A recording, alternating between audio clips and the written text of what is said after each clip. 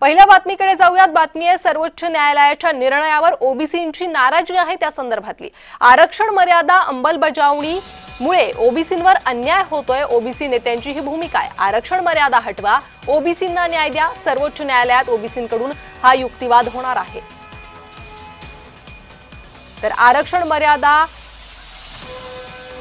ओलांडते, ही मर्यादा ओलांडता कामा नये असं सर्वोच्च न्यायालयाचं म्हणणं आहे। आणि यावरच आता ओबीसी नेत्यांनी आक्षेप घेतलेला आहे। ओबीसी नेत्यांनी मागणी केलेली आहे सर्वोच्च न्यायालयाकडे आणि ओबीसींवर अन्याय होऊ देऊ नका असं ओबीसी नेत्यांचं म्हणणं आहे। याच संदर्भात आपल्यासोबत चर्चा करण्यासाठी ओबीसी नेते हरिभाऊ राठोड हे जोडले गेले आहे। हरिभाऊ राठोडजी, या विशेष चर्चेत आपलं स्वागत। तुमचं म्हणणं काय आहे ते आधी सांगा। आमचं म्हणणं आहे की काल जे सर्वोच्च न्यायालयाने सांगितलं की वेळ पडली तर आम्हाला काही निवडणुका थांबवाव्या लागतील, 50%च्या वर जाऊ नये आणि स्वतःच त्याच्या पूर्वीचे जे निर्णय आहे पांट्या आयोगाला बाजूला ठेवून जो निर्णय दिला होता त्यामध्ये 50%च्या वर आपण ऑलरेडी गेलो होतो आणि एकीकडे सांगायचं 50%च्या वर जाऊ नये आणि एकीकडे सांगायचं की मागचा निर्णय तुम्ही मागच्या 2022 प्रमाणे आरक्षण ठेवा। तर काय झालंय, कुठेतरी कोर्ट जे माननीय न्यायालय कन्फ्यूज झालेलं आहे। एकीकडे सर्वोच्च न्यायालय म्हणते की जेव्हा राज्य सरकारने विनंती केली की आता आमच्या निवडणुका हे सुरू झालेल्या आहेत आणि बरेच पुढे गेलो आम्ही, या परिस्थितीमध्ये आम्हाला परवानगी द्या, तुम्ही आहे तशा निवडणुका देते, ते म्हणाले नाही, आम्ही सर्वोच्च न्यायालयाच्या जे घटनापीठ होतं त्यांच्या निर्णयाच्या अगेन्स्ट आम्ही जाऊ शकत नाही। माझं म्हणणं आहे की घटनापीठाकडे जायला पाहिजे होतं ना, तुम्ही कशाला आपण हातात घेतली केस? त्यामुळे गेले 2-3 वर्ष आम्ही भोगतो, कशामुळे तर केवळ आणि केवळ कोर्टाच्या निर्णयामुळे। म्हणजे आजकाल ऍडमिनिस्ट्रेशन जे सरकार, हे सरकारला चालू द्या ना तुम्ही सर्वोच्च न्यायालय सरकार चालवायला लागलं। जी हरिभाऊ, आपण या मुद्द्याला पुढे नेऊ, तुमच्याकडे आणखी प्रश्न घेऊन येणार आहे, आणखी चर्चा या संदर्भात करूयाच, पण त्याआधी एक नजर टाकूया की राज्यात कुठे कुठे आरक्षण, ओबीसी आरक्षण वाढलेलं आहे। तर कुठे कुठे किती आरक्षण ते आपण पाहतोय। नंदुरबार मध्ये 100%,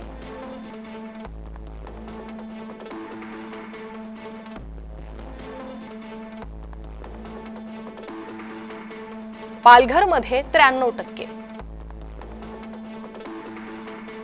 गडचिरोली मध्ये 78%, नाशिक मध्ये 71%, धुळ्यात 73%, अमरावतीत 66%, चंद्रपूर मध्ये 63%, यवतमाळ मध्ये 59%, अकोल्यात 58%, नागपूर मध्ये 57%, ठाण्यात 57%, गोंदियात 57%, वाशिम मध्ये 56%, नांदेड मध्ये 56%।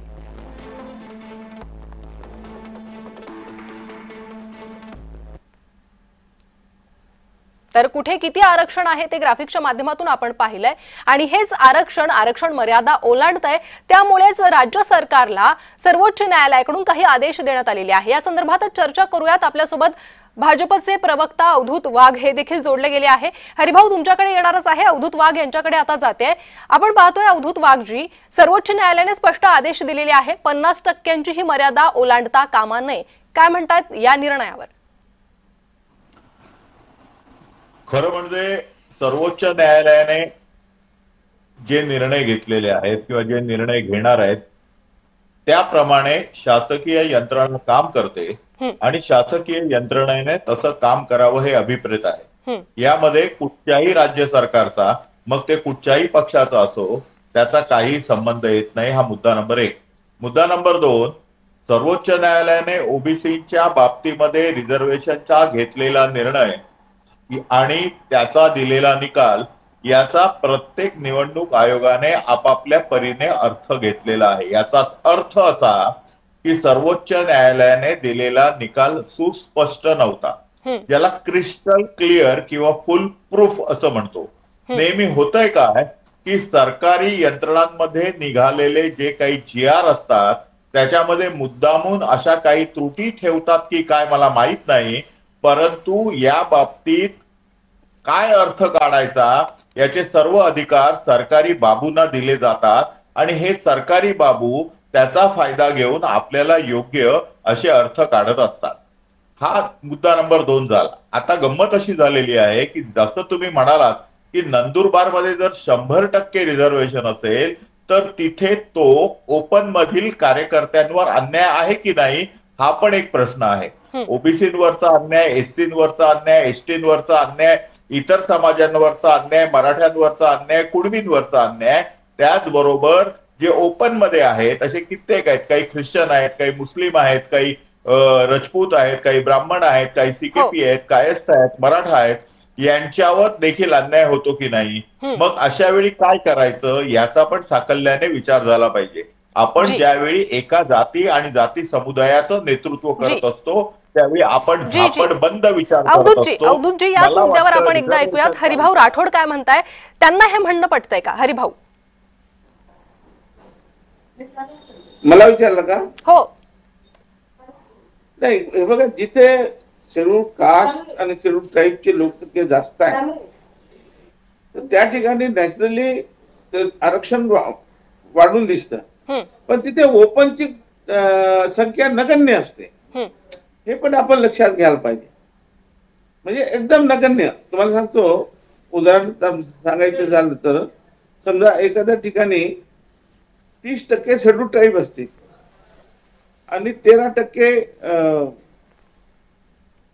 13% आपले SC असतील तर 30 आणि 13 हे 43 झाले. आणि मग त्या ठिकाणी आपल्याला 27% जर द्यायचं झालं तर 50%च्या वर जाणार. आणि 50%च्या वर अशा परिस्थिती गेलं आणि समजा 70% झालं तर कुठे बिघडतं कुठे? कारण उरलेले 30% ओपन साठीच आहे ना. आणि त्या ठिकाणी जर तुम्ही बघितलं तर ती लोकसंख्या 20% राहते किंवा 10% काही ठिकाणी ओपनची. आता ओपनची जर 10% असेल तर त्यांना किती आरक्षण द्यायचं, म्हणजे त्यांना किती द्यायचं हा प्रश्न आहे. त्यामुळे ओबीसीच्या आरक्षणावर घालू नये. माझं म्हणणं आहे की 27% आरक्षण दिलं पाहिजे. आता तुम्ही ट्रिपल टेस्ट करायला सांगितली, सर्वोच्च न्यायालयाने सांगितलं ट्रिपल टेस्ट करा. ट्रिपल टेस्ट केल्यानंतर ट्रिपल टेस्टला तुम्ही बाजूला ठेवला का? ते अनेक पूर्वीच्या याच्याप्रमाणे तुम्ही निवडणुका घ्या, पण त्या बांटियाला तुम्ही साईड ट्रॅक केलाय. म्हणजे हे कसं आहे की जी काही दादागिरी चालते ना त्या ठिकाणी हे योग्य नाही असं मला वाटतंय की ज्या पद्धतीने. आणि मला तर आता विनंती आहे, आपल्या भारतीय जनता पार्टीचे प्रवक्ते इथे बसले आहेत, तुम्हाला नामी संधी आहे. आपण यावेळेस खरं म्हणजे 7 जजेसच्या बेंचकडे जायला पाहिजे, कॉन्स्टिट्यूशन बेंच, आणि मागायला पाहिजे की अशा परिस्थितीत जर आरक्षण वाढत असेल तरी वाढू द्या, आम्हाला ती परवानगी द्या.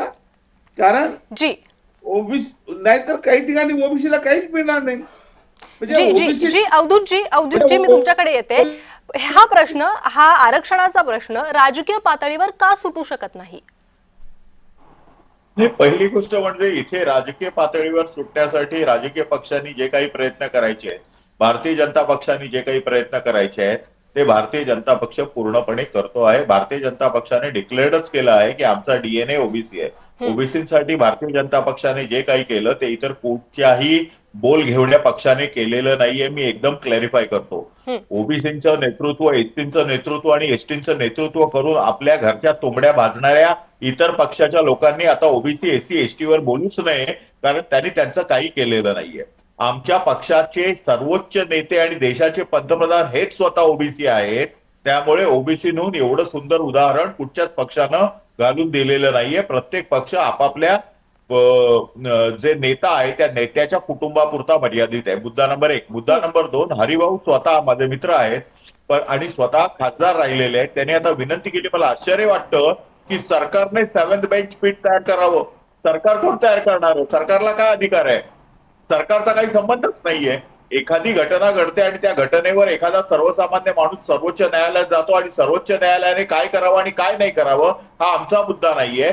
सर्वोच्च न्यायालयाने देशाच्या घटनेप्रमाणे जो काही निर्णय देईल तो निर्णय अंमलबजावणी करण्याचं काम सरकारी यंत्रणेचं असतं आणि त्या सरकारी यंत्रणेला सपोर्ट करणं हे काम सरकारचं असतं. सर्वोच्च न्यायालयामध्ये जे रिझर्वेशन 27% आहे त्या मला हेच म्हणायचं आहे की ओबीसी असो, एससी असो, एसटी असो, मगाशी हरिभाऊ म्हणाले की काय बिघडतंय 100% आरक्षण दिलं तर ठीक आहे ना, काही बिघडत नाही. आमचं तर काहीच म्हणणं नाही, भारतीय जनता पक्षाचं पक्ष म्हणून काही म्हणणं नाहीये. पण म्हणणं जर याचं असेल, आपल्या घटनेचं असेल, सर्वोच्च न्यायालयाचं असेल तर भारतीय जनता पक्ष काय सर्वोच्च न्यायालयापेक्षा मोठा नाहीये आणि सरकार पण नाहीये. तर आता दुसरं उदाहरण आहे की एखाद्या मतदारसंघामध्ये 30% एससी आणि एसटी असले आणि तिकडे रिझर्वेशन, तुम्ही मला सांगा मुंबई महानगरपालिकेमध्ये 2 वॉर्ड आहेत ते एसटीसाठी केलेले आहेत. त्या दोन्ही वॉर्डमध्ये एसटीची संख्या ही 4 किंवा 5%हून कमी आहे. आता काय बोलायचं? परंतु आपल्याला काही प्रमाणामध्ये स्थानिक स्वराज्य संस्थांमध्ये एससी आणि एसटी यांना आरक्षण द्यावं लागतं. त्या अनुषंगाने आणि तो कायदा घेऊन आपण 227 पैकी 2 वॉर्ड आपण एसटीना केलेले आहेत मुंबई महानगरपालिकेत. मुंबई महानगरपालिकेमध्ये गोरेगाव मध्ये असलेला एक वॉर्ड आहे म्हणजे आपलं संजय गांधी उद्यान आणि दुसरा आहे वर्सोव्याला. या दोन्ही ठिकाणी मेजॉरिटीमध्ये एसटी नाहीच आहेत, तरी पण आपण वॉर्ड रिझर्व्ह केले. म्हणजे एके ठिकाणी सरकारने दिलेल्या रिझर्वेशनच्या नियमाप्रमाणे पर्सेंटेज प्रमाणे रिझर्वेशन करायचं आणि दुसरीकडे त्या वॉर्डमध्ये असलेल्या लोकसंख्येच्या संख्येप्रमाणे करायचं, असं दुहेरी होत आहे. याच्यावर कोणीतरी दाद मागितलेली आहे. भारतीय जनता पक्षाचा त्याला काही संबंध नाहीये. भारतीय जनता पक्ष म्हणून आमची भूमिका स्पष्ट आहे. आम्ही ओबीसीच्या बाजूने आहोत, आम्ही रिझर्वेशनच्या बाजूने आहोत. मागासवर्गीयांना न्याय मिळाला पाहिजे, त्यांची रिझर्वेशन राहिली पाहिजेत या बाजूने आहोत. तरीही सर्वोच्च न्यायालय जो निर्णय देईल त्या निर्णयाच्या कक्षेत राहून आम्ही काम करू, सरकार म्हणून काम करू, ही आमची भूमिका आहे. अवधूतजी, वेळेअभावी हा विषय मला इथेच थांबवावा लागतोय. याच तुमच्या मुद्द्यावर हरिभाऊ राठोड यांच्याकडूनही प्रतिक्रिया घ्यायची होती, मात्र काही तांत्रिक अडचणी असल्यामुळे त्यांची प्रतिक्रिया घेणं हे शक्य होत नाहीये. तरी तुमच्या दोघांचे या चर्चेसाठी जोडले गेले आणि प्रतिक्रिया दिली त्यासाठी धन्यवाद.